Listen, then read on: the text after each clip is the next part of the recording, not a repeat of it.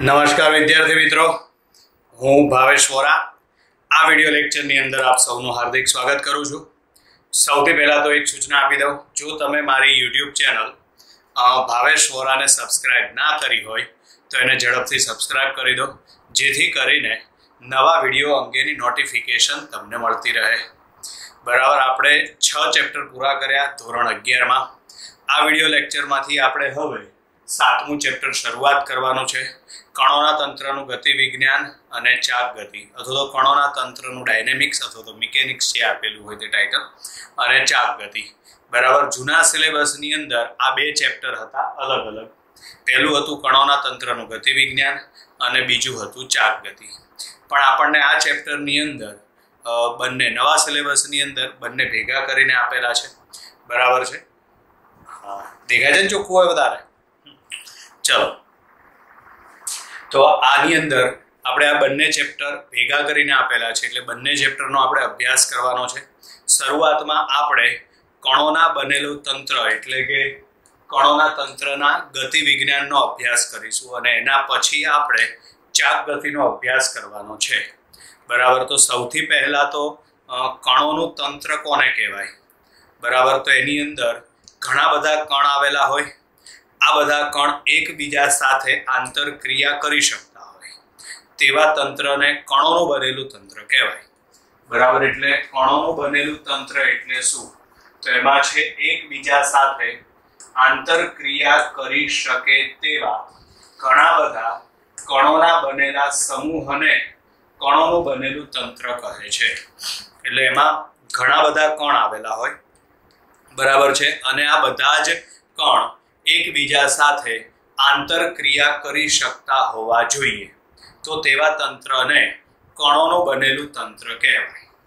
બરાબર છે, તો તેવા તંત્રને કણોનું બનેલું તંત્ર કહેવાય। હવે આગળ છે દ્રવ્યમાન કેન્દ્ર એટલે શું? દ્રવ્યમાન કેન્દ્રની વ્યાખ્યા, તો એની વ્યાખ્યા આવી આવશે, જે કેન્દ્ર પાસે અથવા તો જે બિંદુ પાસે તંત્રનું સમગ્ર દળ કેન્દ્રિત થયેલું ગણી શકાય, બરાબર, તે બિંદુને તંત્રનું દ્રવ્યમાન કેન્દ્ર કહે છે। જે બિંદુ પાસે તંત્રનું સમગ્ર દળ કેન્દ્રિત થયેલું હોય તેને દ્રવ્યમાન કેન્દ્ર કહે છે। બરાબર, ઉદાહરણ તરીકે આપણે બધાએ પેલી ફૂટપટ્ટી વાળો પ્રયોગ નાના હોઈએ ત્યારે કરેલો જ હોય। માર્કર પેન છે મારી પાસે અત્યારે, આપણે આમ આંગળી રાખીએ અને કોઈ એક બિંદુ પાસે આપણને એવું મળે કે જ્યારે આ વસ્તુ સ્થિર થાય આ રીતે આમ, બરાબર, તો એનો મતલબ એમ થાય કે જે જગ્યાએ એ સ્થિર થાય છે, બરાબર છે, ત્યાં તંત્રનું દ્રવ્યમાન કેન્દ્ર આવેલું હશે। તે બિંદુ પાસે બધું દળ કેન્દ્રિત થયેલું હશે। આમાં ખરેખર કેન્દ્રિત થયેલું નથી, બધી જગ્યાએ વિતરિત થયેલું છે, પણ આપણે અહીંયા એક બિંદુ પાસે એક પોઈન્ટ પાસે એને ઊભું રાખીએ તો આ રીતે આમ ધારો કે સ્થિર થાય છે, તો એનું દ્રવ્યમાન કેન્દ્ર અહીં આવેલું ગણી શકાય। બરાબર છે, એટલે જે બિંદુ પાસે તંત્રનું સમગ્ર દળ કેન્દ્રિત થયેલું ગણી શકાય તેને દ્રવ્યમાન કેન્દ્ર કહે છે। બરાબર, જે બિંદુ પાસે તંત્રનું સમગ્ર દળ કેન્દ્રિત થયેલું હોય તેને દ્રવ્યમાન કેન્દ્ર કહે છે। બરાબર, આપણે એક પરિમાણમાં અને દ્વિપરિમાણમાં દ્રવ્યમાન કેન્દ્રનો અભ્યાસ કરવાનો છે। તેમાં સૌથી પહેલા એક પરિમાણમાં દ્રવ્યમાન કેન્દ્ર, બરાબર, આકૃતિમાં દર્શાવ્યા પ્રમાણે જો M1 અને M2 દળના 2 કણ છે। આ કણ x અક્ષ ઉપર આવેલા છે, બરાબર, ઉગમ બિંદુથી તેમના અંતર અનુક્રમે x1 અને x2 છે, બરાબર। M1 અને M2 દળના 2 કણ ક્યાં આવેલા છે? x અક્ષ ઉપર, ઉગમ બિંદુથી તેમના અંતર અનુક્રમે x1 અને x2 છે। ઉગમ બિંદુથી તેમના અંતર અનુક્રમે x1 અને x2 છે, બરાબર, અને તેમના દળ અનુક્રમે m1 અને m2 છે। આ C એટલે તંત્રનું દ્રવ્યમાન કેન્દ્ર। ઉગમ બિંદુથી દ્રવ્યમાન કેન્દ્ર કેટલા અંતરે આવેલું છે? x અંતરે। ઉગમ બિંદુથી દ્રવ્યમાન કેન્દ્ર x અંતરે આવેલું છે, બરાબર। હવે એનું વર્ણન કરી નાખીએ, જોઈએ। જે આપણે સમજ્યા એ જ વર્ણન છે. શું છે? આકૃતિમાં દર્શાવ્યા અનુસાર m1 અને m2 દળના કણ x અક્ષ પર આવેલા છે. m1 અને m2 દળના કણ x અક્ષ ઉપર આવેલા છે.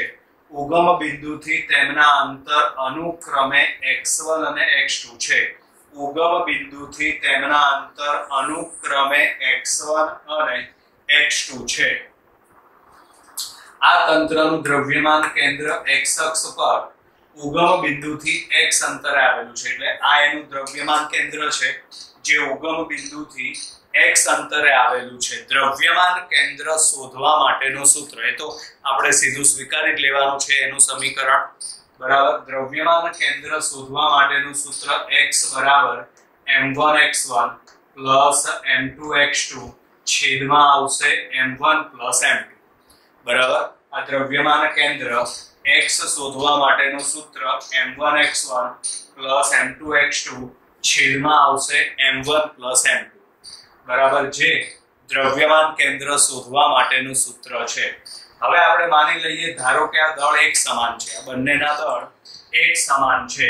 એટલે અહીં m1 બરાબર m2 બરાબર m મળે આપણને. ધારો કે બંને કણના દળ એક સમાન છે. પરિણામે આપણે આ સમીકરણમાં m1 બરાબર m2 બરાબર m લખી શકીએ. તો આ સમીકરણમાં જે જગ્યાએ m1 m2 દેખાય છે તે જગ્યાએ આપણે m મૂકી દઈએ. આ સમીકરણમાં જે જગ્યાએ m1 m2 દેખાય છે તે બધી જગ્યાએ આપણે m મૂકી દઈએ. તો માટે દ્રવ્યમાન કેન્દ્ર x બરાબર mx1 mx2 છેદમાં આવશે m m. હવે ઉપરથી m કોમન નીકળી જાય અને છેદમાં m m એટલે 2m થશે. એટલે એ પદ અહીં લખ્યું. ઉપર અંશમાંથી m કોમન કાઢ્યા. છેદમાં m m એટલે 2m લખ્યા. હવે આમાં આ mm ઉડી જશે. mm ઉડી જાય એટલે સમીકરણમાં બાકી વધે x1 x2 2. x1 x2 2 એટલે આનો મતલબ શું થાય? તો આનો મતલબ એમ થાય કે આમ જો બંને કણના દળ એક સમાન હશે તો દ્રવ્યમાન કેન્દ્ર બંને કણને જોડતી રેખા પર બરાબર મધ્યમાં આવેલું હશે. બરાબર. ક્યારે આવું બને? જ્યારે બંને કણના દળ એક સમાન હોય ત્યારે દ્રવ્યમાન કેન્દ્ર બંને કણને જોડતી રેખા પર બરાબર મધ્યમાં આવેલું હશે. બરાબર. એટલે અહીં છે આમ જો બંને કણના દળ એક સમાન હોય તો તેનું દ્રવ્યમાન કેન્દ્ર બંને કણને જોડતી રેખા પર બરાબર મધ્યમાં આવેલ હોય છે. પણ આવું ક્યારે શક્ય બને? જ્યારે બંનેના દળ એક સમાન હોય ત્યારે. બરાબર. આપણે જે અત્યાર સુધી આમાં વાત કરી એ માત્ર બે કણ માટે જ વાત કરી. હવે આપણે n કણોનું બનેલું તંત્ર વિચારીએ. n કણોનું બનેલું તંત્ર. એટલે ધારો કે m1 m2 m3 up to mn દળ ધરાવતા કણ x અક્ષ પર આવેલા છે. ટોટલ કેટલા કણ આવેલા છે? n. બધા કણ ક્યાં આવેલા છે? x અક્ષ ઉપર. ઉગમ બિંદુથી તેમના અંતર અનુક્રમે x1 x2 x3 up to xn છે. ઉગમ બિંદુથી તેમના અંતર અનુક્રમે x1 x2 x3 up to xn છે. આ એમના દળ મળી ગયા અને આ ઉગમ બિંદુથી અંતર મળી ગયા. પરિણામે એનું દ્રવ્યમાન કેન્દ્ર, તો દ્રવ્યમાન કેન્દ્ર x બરાબર m1 x1 m2 x2 m3 x3 up to છેલ્લે આવશે mn xn છેદમાં આવશે m1 m2 m3 up to mn. બરાબર છે. હવે આ જે ક્રમિક સરવાળો છે એને ટૂંકમાં દર્શાવવા માટે આપણે સિગ્માનો ઉપયોગ કરી શકીએ. તો માટે અહીં આગળ x m ના m આ જે ક્રમિક સરવાળો છે એને ટૂંકમાં દર્શાવવા માટે આપણે સિગ્માનો ઉપયોગ કરીએ તો અહીં આગળ આવશે સિગ્મા mi xi છેદમાં આવશે સિગ્મા mi.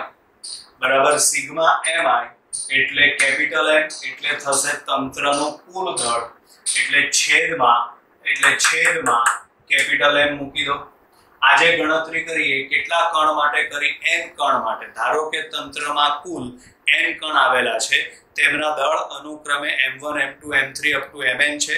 ઉગમ બિંદુથી તેમના અંતર અનુક્રમે x1 x2 x3 up to xn છે. તો જેમ આપણે આ દ્રવ્યમાન કેન્દ્રનું સૂત્ર લખ્યું, કેટલા કણ માટે લખેલું છે, 2 કણ માટે, એવું જ સૂત્ર n કણ માટે આપણે લખી શકીએ. તો x બરાબર m1 x1 plus m2 x2 plus m3 x3 plus up to છેલ્લે આવશે mn xn. છેદમાં છે m1 plus m2 plus m3 plus up to mn. Clear? બરાબર. આ સરવાળો ક્રમિક સરવાળો છે, એને ટૂંકમાં દર્શાવવા માટે આપણે સિગ્માનો ઉપયોગ કરી શકીએ છીએ. માટે સિગ્મા mixi છેદમાં આવશે સિગ્મા mi. સિગ્મા mi બરાબર કેપિટલ M એટલે થશે તંત્રનું કુલ દળ. બરાબર. એટલે એના બરાબર કેપિટલ M લખી નાખીએ એટલે આ થઈ ગયું તંત્રનું દ્રવ્યમાન કેન્દ્ર શોધવા માટેનું સૂત્ર. કેટલા કણ માટે? n કણ માટે. એટલે આમ આપણે એક પરિમાણમાં દ્રવ્યમાન કેન્દ્રની થિયરી અહીં પૂરી થાય. હવે આગળ આવશે દ્વિપરિમાણમાં દ્રવ્યમાન કેન્દ્ર. બરાબર. તો એમાં આપણે 3 કણ માટે ગણતરી કરવાની છે. દ્વિપરિમાણમાં દ્રવ્યમાન કેન્દ્ર 3 કણ માટે ગણતરી કરવાની છે. બરાબર. એમના દળ અનુક્રમે m1 m2 m3, તેમના યામ, કારણ કે હવે દ્વિપરિમાણમાં છે એટલે કયું સમતલ લઈશું આપણે? xy સમતલ લઈએ. બરાબર. તો તેમના યામ અનુક્રમે x1 y1 x2 y2 અને x3 y3 છે. આપણે હવે જે થિયરી ભણવાની છે તે દ્વિપરિમાણમાં દ્રવ્યમાન કેન્દ્ર સમજાવો. બરાબર. અહીં આગળ આપણે દ્વિપરિમાણમાં દ્રવ્યમાન કેન્દ્ર સમજવા માટે કયું સમતલ ધ્યાનમાં લઈએ? xy સમતલ. બરાબર. xy સમતલમાં કોઈ પણ કણ નું સ્થાન દર્શાવવું હોય તો એક્સયામ અને વાયયામ બંનેની જરૂર પડે. આવું તમે આગળ ભણી ગયા છો. આલેખ દોરતા હતા ત્યારે 8મા 9મા ધોરણમાં કે 7મા ધોરણમાં ક્યાંક તમારે આલેખ આવતા હતા, એમાં બિંદુ દર્શાવતા હતા, એમાં પહેલા એનો એક્સયામ અને પછી એનો વાયયામ. બરાબર. તો એવી જ રીતે અહીં આગળ દ્વિપરિમાણ એટલે કયું સમતલ લઈએ આપણે? xy સમતલ. બરાબર. એમાં કણનું સ્થાન દર્શાવવા માટે પહેલા એનો એક્સયામ અને પછી એનો વાયયામ, આવું આપણે લખીએ છીએ. સમજો અહીં આગળ ધ્યાન રાખજો. ધારો કે xy સમતલમાં 3 કણો આવેલા છે, તેમના દળ અનુક્રમે m1 m2 m3 છે, તેમના યામ અનુક્રમે x1 y1 x2 y2 અને x3 y3 છે. ધારો કે આ તંત્રના દ્રવ્યમાન કેન્દ્રના યામ xy છે, કેપિટલ X અને કેપિટલ Y છે. 3 કણ છે m1 m2 m3, તેમના યામ x1 y1 x2 y2 અને x3 y3. આ તંત્રનો દ્રવ્યમાન કેન્દ્રના યામ xy છે.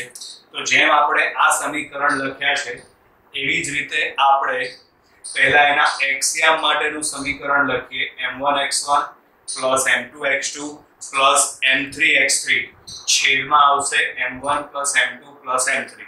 હવે એવી જ રીતે એનો વાયયામ, તેના માટે y બરાબર m1 y1 m2 y2 m3 y3 છેદમાં આવશે m1 m2 m3. બરાબર. હવે ધારો કે આ 3 કણના દળ એક સમાન છે, ત્રણેય કણના દળ એક સમાન છે એટલે આપણે m1 બરાબર m2 બરાબર m3 બરાબર m મૂકી શકીએ. ત્રણેયના દળ એક સમાન એટલે m1 બરાબર m2 બરાબર m3 બરાબર m આપણે આ સમીકરણમાં મૂકી દઈએ. એટલે અહીં આગળ m1 બરાબર m2 બરાબર m3 બરાબર m મૂકતા તો અહીંયા જ્યાં m1 m2 m3 દેખાય છે તે બધી જગ્યાએ આપણે m મૂકી દઈએ. તો હવે એનો એક્સયામ શું આવે? તો હવે એનો એક્સયામ આવશે x બરાબર mx1 mx2 mx3 છેદમાં m ઉપરથી m કોમન નીકળે, છેદમાં m એટલે 3m થાય. m ઉડાડી દો તો માટે x1 x2 x3 છેદમાં 3 આવું આવે. એવી જ રીતે એનો વાયયામ શું મળે? તો સેમ ટુ સેમ એનો y યામ આપણને મળશે y1 + y2 + y3 છેદમાં 3 બરાબર એનો x યામ આપણને મળ્યો x1 + x2 + x3 છેદમાં 3 એનો y યામ આપણને મળે y1 + y2 + y3 છેદમાં 3 બરાબર એટલે આમ ત્રણ કણોનું બનેલું જે તંત્ર છે એ તંત્રનું દ્રવ્યમાન કેન્દ્ર ક્યાં આવેલું ગણી શકાય આ સૂત્ર ઉપરથી કહી શકીએ કે તંત્રનું દ્રવ્યમાન કેન્દ્ર છે ને એ ત્રિકોણના મધ્ય કેન્દ્ર પર આવેલ હશે પણ આવું ક્યારે શક્ય બને તો જ્યારે ત્રણેયના દળ એક સમાન હોય ત્યારે બરાબર એટલે આમ આ ત્રણ કણોથી બનતા તંત્રનું દ્રવ્યમાન કેન્દ્ર ત્રિકોણના મધ્ય કેન્દ્ર પર હશે પણ મેં કીધું એ પ્રમાણે આવું ક્યારે શક્ય બને તો આવું ત્યારે જ શક્ય બને કે જ્યારે બધાના દળ એક સમાન હશે દ્રવ્યમાન કેન્દ્ર ક્યાં આવેલું હશે ત્રિકોણના મધ્ય કેન્દ્ર ઉપર બરાબર ચલો હવે આપણે જેમ આ સમીકરણ લખ્યા કેટલા કણ માટે લખ્યા 3 માટે એવી રીતે n કણ માટે લખવું હોય તો અહીં છે n કણોના બનેલા તંત્ર માટે x યામ બરાબર દ્રવ્યમાન કેન્દ્રનો x યામ બરાબર m1x1 + m2x2 + m3x3 + up to છેલ્લે આવશે mnxn છેદમાં m1 + m2 + m3 up to mn એવી જ રીતે એનો y યામ આપણને મળી જશે બરાબર છે આ આપણે દ્વિપરિમાણમાં દ્રવ્યમાન કેન્દ્ર લખેલું છે દ્વિપરિમાણમાં દ્રવ્યમાન કેન્દ્ર તો એનું જે સદિશ સ્વરૂપ છે એ આ રીતે લખી શકાય બરાબર આપણે NCERT ની બુકમાં નથી આપેલું પણ તમારે આ સૂત્ર યાદ રાખવાનું r સદિશ cn બરાબર m1r1 સદિશ + m2r2 સદિશ + m3r3 સદિશ + અપ ટુ છેલ્લે આવશે mnrn સદિશ છેદમાં m1 + m2 + m3 + up to mn આ એનું સદિશ સ્વરૂપ છે બરાબર છે હવે આવી જ રીતે માનો કે ત્રિપરિમાણમાં દ્રવ્યમાન કેન્દ્ર સમજાવવાનું કીધું હોય તો ત્રિપરિમાણમાં દ્રવ્યમાન કેન્દ્ર સમજાવવાનું કીધું હોય તો જેમ અહીં આગળ આપણે બે યામ ધ્યાનમાં લીધા છે x અને y એવી જ રીતે તમારે ત્રણ યામ ધ્યાનમાં લેવા પડે x y અને z ત્રણ યામ ધ્યાનમાં લેવા પડે બરાબર છે એટલે માનો કે અહીં દ્વિના બદલે ત્રિપરિમાણ આપ્યું હોય તો અહીં જેમ આપણે x યામ લખ્યો y યામ લખ્યો એમ છેલ્લે કયો યામ લખવાનો તમારે z યામ લખવાનો થાય બરાબર એટલે આપણે એમાં આવી રીતે પણ લખી શકીએ x બરાબર m1x1 + m2x2 છેદમાં આવશે m1 + m2 એનો y યામ આવશે m1y1 + m2y2 છેદમાં m1 + m2 એનો z યામ આવશે m1z1 + m2z2 છેદમાં આવશે m1 + m2 બરાબર છે પછી જો આપણે એને ટૂંકમાં લખવું હોય તો સિગ્માનો ઉપયોગ કરી શકીએ છીએ આપણે આ સૂત્ર માત્ર બે કણ માટે લખેલા છે તમને રકમમાં દાખલામાં MCQમાં ઘણા બધા કણ આપી શકે તો જેટલા કણ આપેલા હોય એટલા કણ માટે તમારે ગણતરી કરવી પડે બરાબર છે ઉપર જે આપણે સદિશ સ્વરૂપ લખેલું છે આ સદિશ સ્વરૂપ તો દ્વિપરિમાણ માટે પણ લાગુ પડે અને ત્રિપરિમાણ માટે પણ એ સૂત્ર લાગુ પડે છે ક્લિયર વિદ્યાર્થી મિત્રો તો અહીં આગળ આપણે એક પરિમાણમાં દ્રવ્યમાન કેન્દ્ર અને દ્વિપરિમાણમાં દ્રવ્યમાન કેન્દ્રની થિયરી પૂરી થઈ બાય બાય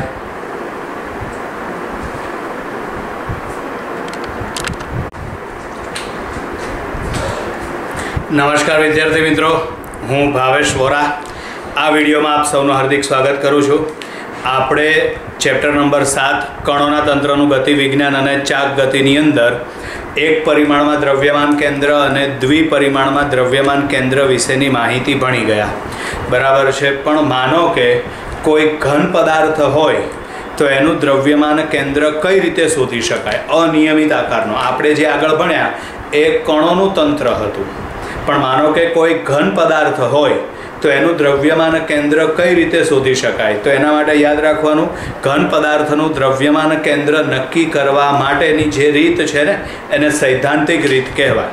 બરાબર. એટલે અહીં આગળ છે ઘન પદાર્થનું દ્રવ્યમાન કેન્દ્ર નક્કી કરવા માટેની સૈદ્ધાંતિક રીત. બરાબર. તો એમાં આકૃતિમાં આ એક ઘન પદાર્થ દર્શાવેલો છે. આ ઘન પદાર્થને ઘણા બધા સૂક્ષ્મ ખંડમાં વિભાજિત થયેલ વિચારો. આ ઘન પદાર્થને ઘણા બધા સૂક્ષ્મ ખંડમાં વિભાજિત થયેલ વિચારો. 2-4 સૂક્ષ્મ ખંડ આપણે અહીં દર્શાવેલા છે. ઉગમ બિંદુને અનુલક્ષીને તેમના સ્થાન સદિશ પણ આપણે દર્શાવેલા છે. બરાબર છે. હવે આ સમગ્ર ઘન પદાર્થને આપણે સૂક્ષ્મ ખંડમાં વિભાજિત થયેલો વિચારીએ તો દરેક સૂક્ષ્મ ખંડનું દળ અનુક્રમે, સૂક્ષ્મ ખંડ છે એટલે દળ પણ બહુ ઓછું હશે. આ સૂક્ષ્મ ખંડનું દળ અનુક્રમે delta m1, delta m2, delta m3 up to delta mn મળે છે. બરાબર. એટલે અહીંયા આગળ આવશે દરેક સૂક્ષ્મ ખંડનું દળ અનુક્રમે delta m1, delta m2, delta m3 up to delta mn છે અને તેમના સ્થાન સદિશ અનુક્રમે r1, r2, r3 up to rn છે. બરાબર. ફરીથી સમજીએ. ઘન પદાર્થનું દ્રવ્યમાન કેન્દ્ર નક્કી કરવાની સૈદ્ધાંતિક રીત. એમાં છે ઘન પદાર્થ અસંખ્ય સૂક્ષ્મ કણોનો બનેલો વિચારી શકાય. ઘન પદાર્થ અસંખ્ય સૂક્ષ્મ કણોનો બનેલો વિચારી શકાય. આ સમગ્ર ઘન પદાર્થને n સૂક્ષ્મ દળ ખંડમાં વિભાજિત થયેલો વિચારી શકાય. અથવા તો વિચારીએ, આ સમગ્ર ઘન પદાર્થને n સૂક્ષ્મ દળ ખંડમાં વિભાજિત થયેલો વિચારીએ. બરાબર. દરેક સૂક્ષ્મ ખંડનું દળ અનુક્રમે delta m1, delta m2, delta m3 up to delta mn છે અને તેમના સ્થાન સદિશ અનુક્રમે r1, r2, r3 up to rn છે. શું કર્યું આપણે આની અંદર? તો કે ઘન પદાર્થને સૂક્ષ્મ ખંડમાં વિભાજિત થયેલ વિચારો. આ દરેક સૂક્ષ્મ ખંડનું દળ અનુક્રમે delta m1, delta m2, delta m3 up to delta mn છે. ઉગમ બિંદુને અનુલક્ષીને તેમના સ્થાન સદિશ અનુક્રમે r1, r2, r3 up to rn છે. બરાબર છે. તો હવે આ ઘન પદાર્થનો આ પ્રમાણે આપણે વિચારીએ તો આ ઘન પદાર્થનું દ્રવ્યમાન કેન્દ્રનો સ્થાન સદિશ, ઘન પદાર્થના દ્રવ્યમાન કેન્દ્રનો સ્થાન સદિશ r સદિશ બરાબર delta m1 r1 plus delta m2 r2 plus delta m3 r3 up to plus delta mn rn છેદમાં આવશે delta m1 plus delta m2 plus delta m3 plus up to delta mn છે. બરાબર. હવે આપણે આ જે સૂત્ર લખેલું છે એ સદિશ સ્વરૂપમાં છે. બરાબર. અહીંયા આગળ આપણે ડેલ્ટા r1 જે સ્મોલ r1 લખવા પડશે ને આપણે અહીંયા આગળ, કારણ કે સ્થાન સદિશ આપણે બધા સ્મોલ લીધા છે એટલે અહીંયા આગળ આવશે આ સ્મોલ r1, સ્મોલ r2, પછી અહીંયા આગળ આવશે આ સ્મોલ r3 અને છેલ્લે આવશે સ્મોલ rn. ચલો, ક્લિયર. હવે આપણે આજે દ્રવ્યમાન કેન્દ્ર લખ્યું, આજે સ્થાન સદિશ, દ્રવ્યમાન કેન્દ્રના સ્થાન સદિશનું સૂત્ર લખ્યું તો કેટલા પરિમાણમાં મળશે? ત્રિપરિમાણમાં. કારણ કે આપણે આમાં ઘન પદાર્થ ધ્યાનમાં લીધો છે. પરિણામે આજે દ્રવ્યમાન કેન્દ્ર આપણને મળશે એ ત્રિપરિમાણમાં મળશે. ત્રિપરિમાણમાં મળે તો એના આપણે 3 યામ વિચારી શકીએ, x યામ, y યામ અને z યામ. તો દ્રવ્યમાન કેન્દ્રના યામ અનુક્રમે નીચે મુજબ મળે. પહેલા આ એનો x યામ. બરાબર. ક્રમિક સરવાળો જે મળે એને ટૂંકમાં દર્શાવવા માટે સિગ્મા ડેલ્ટા mi છેદમાં આવશે ડેલ્ટા mi. આની આગળની થિયરીમાં આપણે ટૂંકમાં દર્શાવવા માટે સિગ્માનો ઉપયોગ કર્યો હતો. બરાબર છે. એટલે અહીં જે દ્રવ્યમાન કેન્દ્ર મળે, ઘન પદાર્થનું દ્રવ્યમાન કેન્દ્ર એ ત્રિપરિમાણમાં મળશે. પરિણામે એના 3 યામ, x યામ, y યામ અને z યામ.